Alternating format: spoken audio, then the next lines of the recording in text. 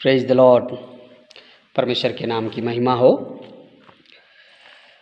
मैं एक बार फिर आपके सामने परमेश्वर के पवित्र वचनों की शिक्षा को लेकर के उपस्थित हूँ। विश्वास करता हूँ कि परमेश्वर आपको इन वचनों के द्वारा बात करेगा और आप परमेश्वर के वचनों को अपने जीवन में उतारेंगे, जिससे आप आशीष को प्राप्त कर सकते हैं, जिससे आप उन्नति और तरक्की प्राप्त करने की इच्छा रखते हैं, वो प्राप्त कर सकते हैं। ये सब कुछ कैसे हमारा जीवन में हो सकता है, मैं आपको परमेश्वर के वचनों से बताना चाहता हूँ। आज का जो विषय है वो है दान और दसवां अंश देने से कैसे आशीष मिलती है या कैसे हम आशीष प्राप्त करते हैं। मेरे प्रियो, ये बात बहुत सारे लोगों को अच्छी नहीं लगती है कि क्यों परमेश्वर के सेवक लोग दान और दसवां अंश की बात करते हैं। लेकिन बहुत सारे लोगों को, जिनको वचन और प्रभु के आज्ञा का पालन करने की जो तीव्र इच्छा है, उनको ये बात बहुत अच्छी लगती है और वे जब इन बातों को मानते हैं, अपने जीवन में उतारते हैं, तो सचमुच में वे आशीष पाते हैं। चाहे आप कितना भी मॉडलिंग और कितना भी आधुनिक समय में क्यों ना जी रहे हो, प्राचीन समय से लेकर के आज तक ब्लस पाना, आशीष पाना परमेश्वर की आज्ञाओं का पालन करने के द्वारा ही संभव हो पाया है।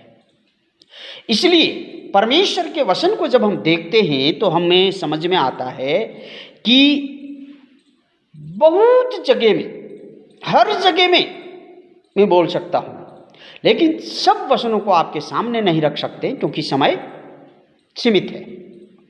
पहला राजा 17 अध्याय और उसका 9 वचन उठा के देखते हैं तो वहाँ परमेश्वर अपने दास एलिया से बात करते समय वो कहते हैं, एलिया आप सीदोन के सारपत नगर में चले जाओ, वहाँ पर मैंने एक विधवा को तुम्हारे लिए भोजन पानी का प्रबंध करने का आदेश दे रखा है।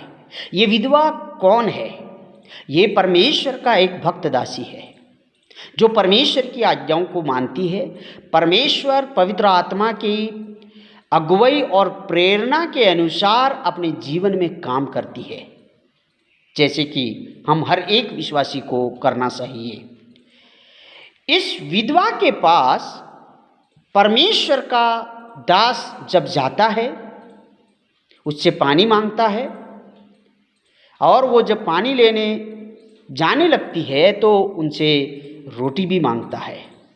तब वो अपने घर की और अपने व्यक्तिगत जीवन की सारी परिस्थिति बता देती है और वो कहती है, जिसको भी तू मानता है उस ईश्वर की सौगंध, मेरे पास मुट्ठी भर आटा है और कुप्पी में थोड़ा सा तेल है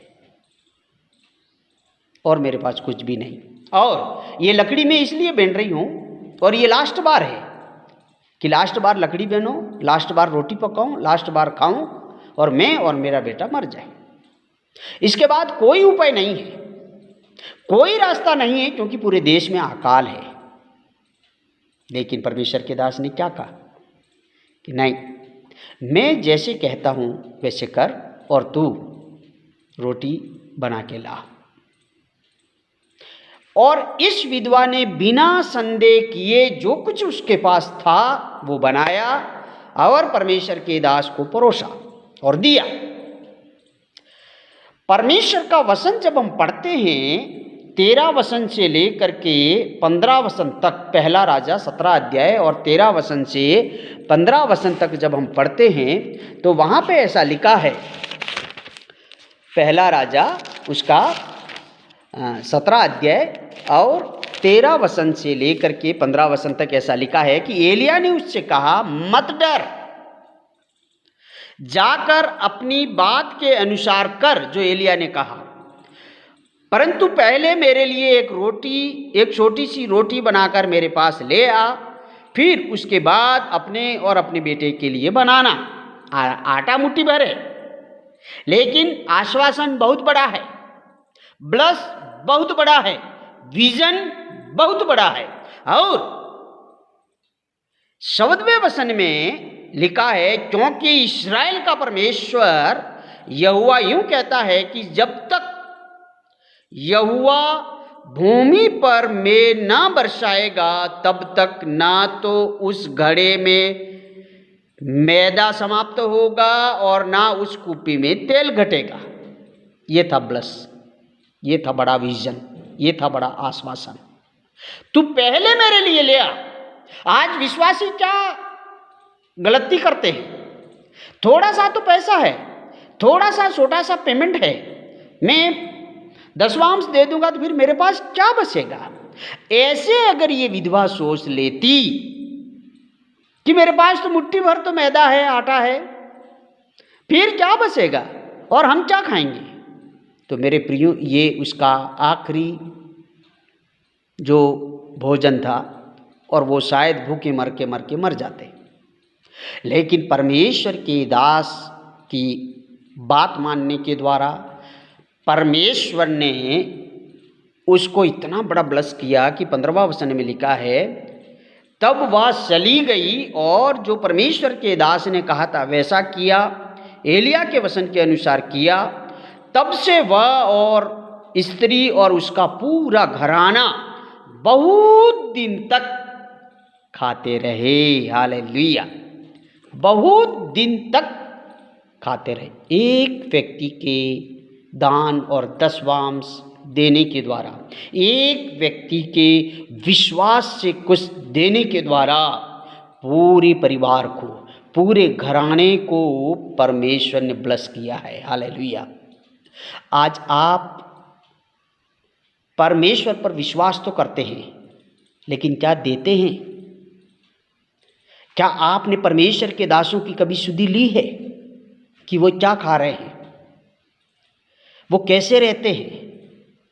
मेरा अनुभव मैं बोल सकता हूँ, लगभग ये 2 साल पूरे होने आ रहे हैं कोविड के, लेकिन बहुत कम मेरे मित्र विश्वासी भाई बहनों ने, बहुत कम लोगों ने मेरी सुधि ली है, कभी पूछा भी नहीं, देना बहुत दूर की बात है।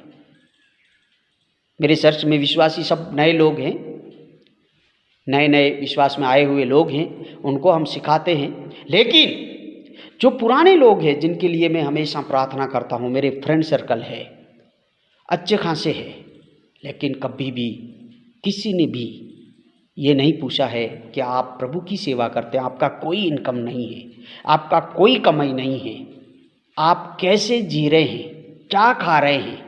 मेरे प्रियो, आपका जो मन जो इतना कठोर है आपके लिए प्रार्थना करने वालों के प्रति, ये आपकी आशीष को रोकता है, ये आपकी उन्नति को रोकता है, ये आपके घर में अशांति और बीमारी और तमाम तरह के क्लेश को लाता है, रुकावटों को लाता है।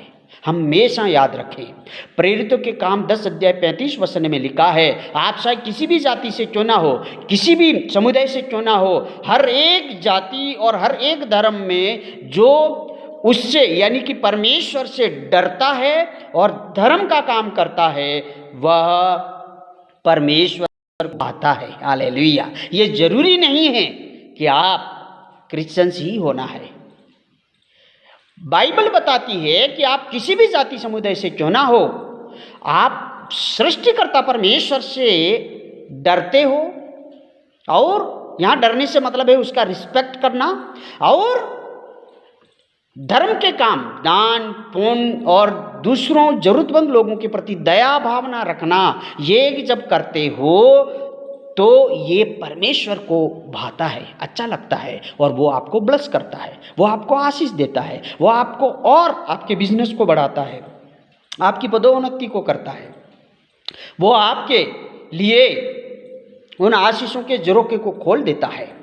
जब हम संत मरकुस की पुस्तक 9 अध्याय और उसका 41 वचन पढ़ते हैं तो ऐसा लिखा है, जो कोई एक गिलास या एक कटोरा पानी तुम्हें यानी परमेश्वर की सेवा करने वालों को इसलिए पिलाए कि तुम यीशु मसीह के शिष्य हो, चेले हो, सेवक हो, तो मैं तुमसे, प्रभु कहता है, मैं तुमसे सच कहता हूं कि वह अपना प्रतिफल किसी रीति से ना खोएगा। हालेलुया, किसी रीति से ना खोएगा। एक गिलास पानी का भी प्रभु के पास लेखा है। हालेलुया। अगर आप को परमेश्वर ने अच्छा जॉब दिया, अच्छा बिजनेस दिया, अच्छा खेती दिया है, अच्छा आपको इनकम दिया है, फिर भी आप आपके लिए प्रार्थना करने वाले, आपके लिए वचन की शिक्षा देने वाले, आपके लिए दिन रात आपकी सत्य बातों को बताने के लिए आपका भला सोचने वाले उन सेवकों को जो परमेश्वर ने आपके लिए ठहराया है, आपके लिए नियुक्त किया है, आपके लिए वो मध्यस्थ बनते हैं, हर समय उनकी आप सुधि नहीं लेते हैं, तो एक दिन ध्यान रहे, परमेश्वर भी आपकी सुधि लेना बंद कर देगा। परमेश्वर के भक्तों के लिए ये बहुत जरूरी है कि वो परमेश्वर के दास लोगों की सुधि ले, उनको ध्यान में रखे और अपनी इनकम का दान और दसवांश बड़ा सड़ा करके परमेश्वर के नाम से उनको दे। और संत मत्ती उसका 10 का 42 वचन में भी यही बात लिखा है कि जो कोई इन छोटों, यानी छोटे से मतलब है भोले भाले सेवक, जो सिर्फ परमेश्वर पर विश्वास करके आपके लिए मध्यस्थ बनते हैं, आपके लिए दिन रात प्रार्थना करते हैं, आपकी बीमारी के समय, दुख के समय, परेशानी के समय, खुशी के समय, हर समय आपके लिए खड़े रहते हैं, उसी को परमेश्वर ने कहा है छोटे, या नहीं तो भोले भाले सेवक जो दिन रात सबके लिए प्रार्थना करते हैं, हर एक को मेरा सेला जान करके केवल एक कटोरा या एक गिलास ठंडा पानी पिलाए। मैं तुमसे सच कहता हूं कि वह किसी रीति से अपना प्रतिफल नहीं खोएगा।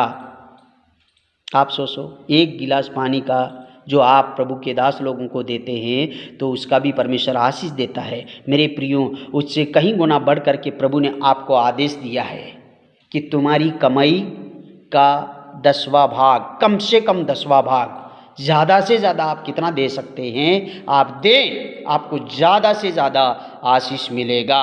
दूसरा कुरिन्थियों 9 अध्याय 7वें वचन में लिखा, हर एक व्यक्ति, वो चाहे कैसी भी उसकी आर्थिक अवस्था क्यों ना हो, हर एक व्यक्ति मन में जैसा ठाने वैसा ही दान करे, ना कूड़ कूड़ के, अरे फादर जी बोल रहे हैं, पास्टर जी बोल रहे हैं, ये बोल रहे हैं, देना पड़ता है, ऐसे नहीं, कूड़ कूड़ के नहीं, दबाव से नहीं, क्योंकि परमेश्वर हर्ष से देने वालों से प्रेम करता है। हालेलुया। हर्ष से, खुशी से दे, खुशी से दे। शारपत नगर की विधवा ने खुशी से उस मुट्ठी भर मैदे रुपया आटे को रोटी बनाई और उसको दे दी। पूरे घराने ने खाया, बहुत दिन तक खाया, जब तक अकाल रहा तब तक खाया। हालेलुया। क्या आप ऐसा करते हैं? मैं बहुत सारे भाइयों को जानता हूं जो नहीं करते हैं, उनमें से आप भी कुछ हो सकते हैं, लेकिन आज से करिएगा, आज से कीजिएगा। आप जो परमेश्वर का दी हुई आशीष में से जो आदेश परमेश्वर ने आपको दिया है कि इतना तो मेरे नाम से मेरे सेवा करने वालों को दशवांश के रूप में देना है, अगर आप नहीं देते हैं उसका कहीं ज़्यादा अंश परमेश्वर निकालना भी जानता है। हमेशा ध्यान रखें, ये डराने वाली बात नहीं। आप अपने जीवन में आप इसको अमल करें।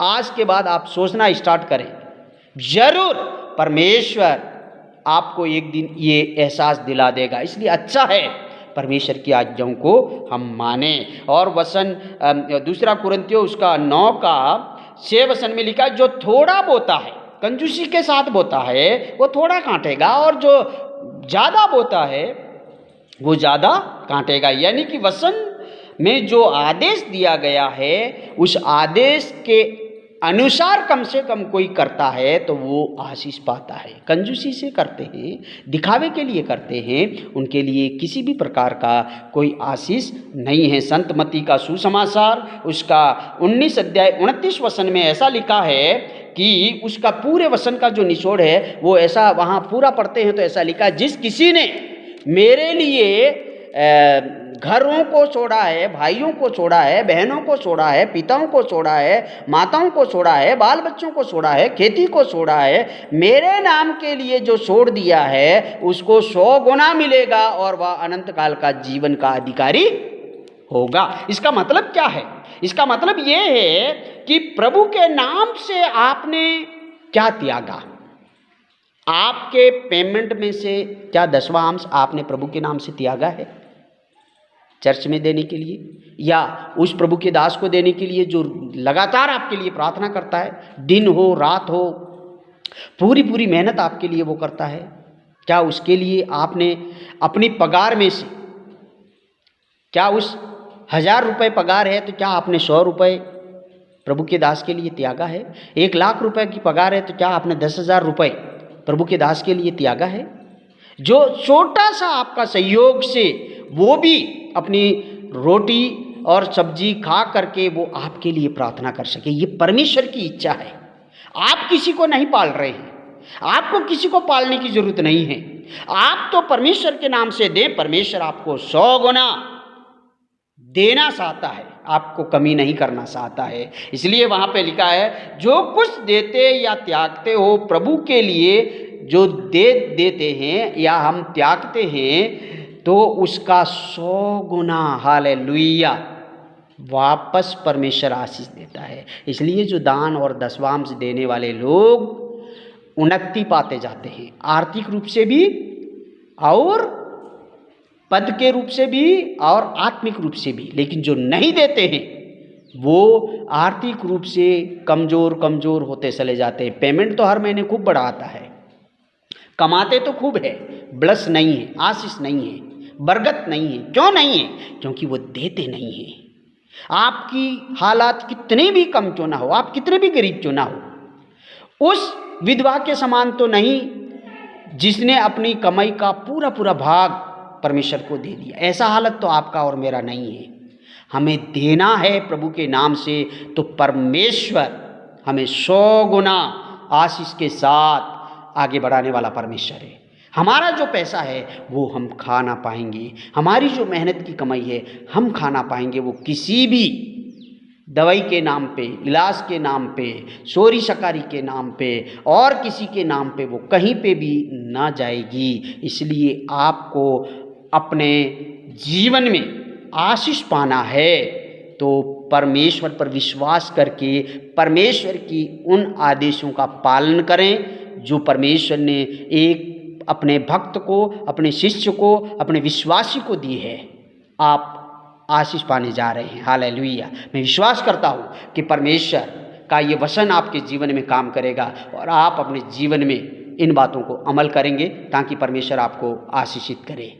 आमीन। आइए हम प्रार्थना करें। पिता, मैं आपको धन्यवाद देता हूँ तमाम भाई बहनों के लिए, उनके विश्वास के लिए। कई बार शैतान उनकी पगार मिलते ही उनके मन को कठोर करता है। यीशु मसीह के नाम में शैतान की सारी चाल और षड्यंत्र यीशु के नाम में फैल करते, हालेलुया, ताकि आपके लोग आपके आदेशों का पालन करें और आशीषों को पाए। प्रभु, आपने मेरी प्रार्थना सुना, बहुत बहुत धन्यवाद। यीशु मसीह के नाम में दुआ मांगते हैं, सुन और कबूल कर पिता। आमीन आमीन। God bless you. परमेश्वर आपको आशीष दे।